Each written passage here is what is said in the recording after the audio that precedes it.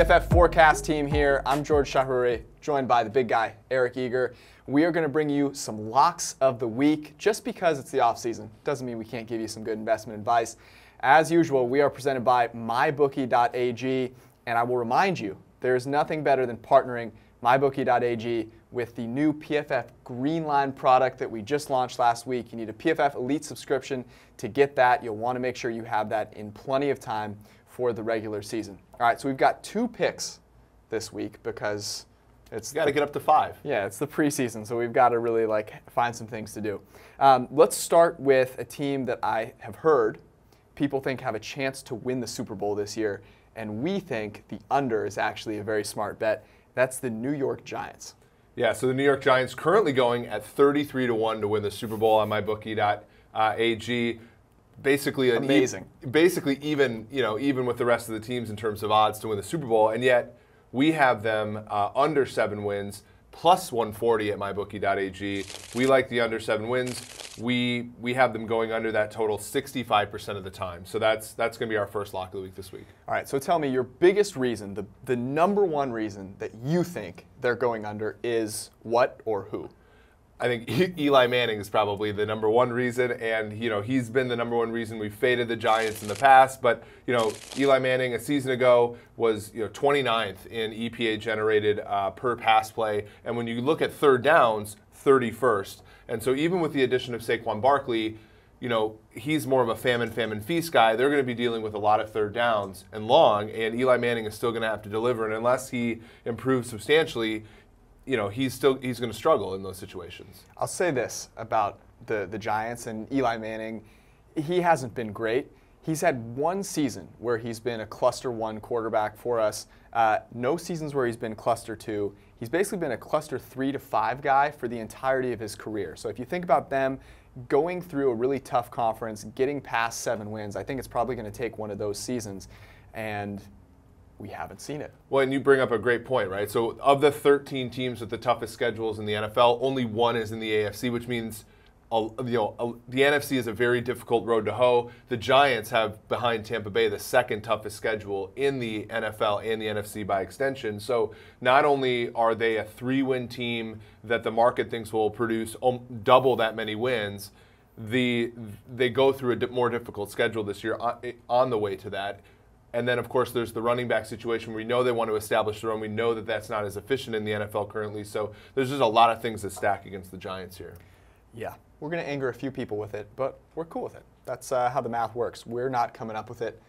The PFF grades are, and that's why this is such a wonderful product. I'll mention again, Greenline is built off that same thing. So if you want to get kind of the whole picture and not just sort of how you feel, seeing Odell Beckham Jr. out there, seeing Saquon Barkley out there, makes you feel like they could be really great and really explosive.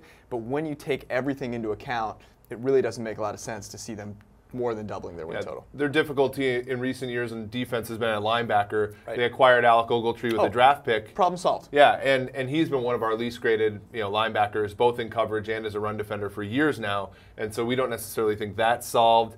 They've had difficulties in the secondary keeping player. Dominic Rodgers-Cromartie's gone. So, Jason Pierre-Paul is also out. So, that defense, which was the cornerstone of their one winning season over the last 4 or 5 years, is kind of battered and bruised. And the only real addition we see is a new head coach, some offensive linemen, and a running back, which we don't necessarily think moves the lever double the number of wins from a season ago. Yeah, got to agree there. All right, before we get on to our second lock of the week, let me remind you, if you want to make an investment, the best place to do that is at mybookie.ag. I've used it for a couple years now. In fact, I made a very fortuitous in-game live bet at halftime of the Patriots Super Bowl win over the Atlanta Falcons. Did decently well. They were kind of underdogs at that point. Head to mybookie.ag, use promo code PFF, get you a nice little dollar-for-dollar sign-up bonus. As I mentioned, they have in-game live betting. They have all the different props you could possibly want. Week 1 lines are already up there. So head to mybookie.ag and get yourself ready to go this season. Greenline, MyBookie, it just makes too much sense. We took the pessimistic side with the New York Football Giants. We are going to go to the optimistic side of the coin for our second lock of the week, which is the over for the New York Jets. It's just 6 wins. The price is -105 right now on mybookie.ag. And what's interesting about the New York Jets is they actually have one of the easiest schedules in the NFL. So just the 28th hardest schedule. They do have to play the Patriots twice, but you think about it, they have the Dolphins twice, they have the Bills twice. That's basically 4 wins right there. And then you bring in a guy like Sam Darnold, who has the potential to be a great quarterback. He was second in our overall accuracy ball location charting amongst the top 10 drafted quarterbacks, and first in perfect throws. So you know he can make those throws.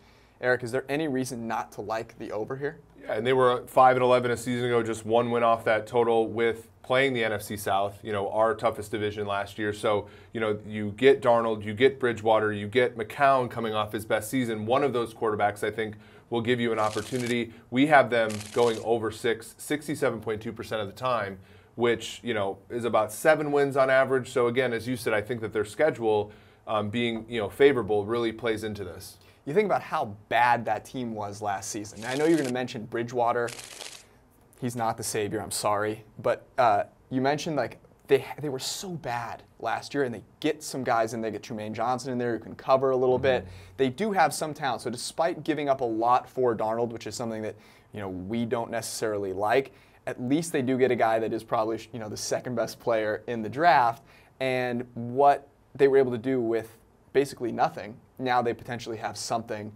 6 wins seems like sort of a low bar. So much giant shade there. And then they got Avery Williamson, who's a good linebacker. They got Morris Claiborne, who is a pretty decent outside corner. So they got a trio of 3 corners there that are representable. As you said, last season, just kind of, a hodgepodge roster. We don't necessarily like them long-term, giving up all those picks for Darnold, but we do like them this one season where the AFC East with the Buffalo Bills, I think, probably down a little bit, with the Dolphins, with their roster kind of gutted a little bit. We do think there's some opportunity for them there. There always seems to be one team in the AFC East that is at least able to squeak out 7-8 wins, and we're putting our money on the New York Jets in that case. Pick one. Because that division is sort of who knows, throw it up and see what sticks. I think the way that I come away from this bet feeling really good is who's the best quarterback in that division? It's Tom Brady. Who's the second best? If you had to put your money on anyone, why would you not put it on Sam Darnold? I don't know if we know that much about Ryan Tannehill. That roster isn't particularly great. He's got a torn up knee, all those things. So why not take the rookie and make the poor Jets fans happy? Yeah, Terrell Pryor coming over as a wide receiver. Does that help? They also have Robbie Anderson, who was very good a season ago. True. And so I think, again, one of those 3 quarterbacks is going to, I think, be representable for them. We hope it's Darnold because we've liked Darnold since his time at USC. So, but in any event, the bar isn't very high here at 6 wins. He's from the best coast, so we got to show him some love. Those are our two. It's amazing. What a gift. 2 locks of the week. We've got the Giants under and the Jets over. Go to mybookie.ag to get those investments in before everyone else snaps them up. And of course, your PFF Elite subscription gives you all of the Week 1 lines already, so you can get prepared for real football, which can't come soon enough. We'll see you guys next time.